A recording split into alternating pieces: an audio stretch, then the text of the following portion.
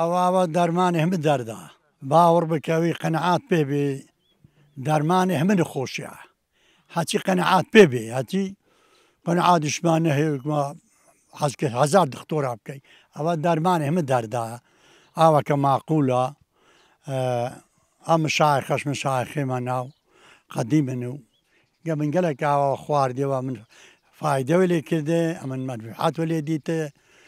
چەند جارەوەی هاتیمی 5,000 هاتیمە ئەوێ ئاوی بەردا مەقسەد ڕەمر بەردا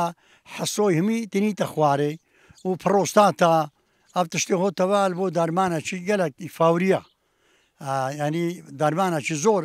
حەجای بە دەینەیە خۆ زیارەتە بخۆ ئاوێشە بین و ڕجایکەن لە خودەی و لە پێغەمبەرە لەوە شێخ و مشایخی خۆ قەنەعات پێ ئاوێ هەیە یعنی بەڵێ مەسەلا ئاوێ قەنەعات پێ ناکەوە زۆر ینی عالمی منفعات ولی دیتە لە سۆرا لە بادینە عالم تێتێ لە ناو گۆرانە تێنێ لە ناو لە بەغدا ڕاتێنێ لە هەموو دنیاە تێن ئەوەی ئاوێ لە بۆ خۆبن لە بۆ دەرمانە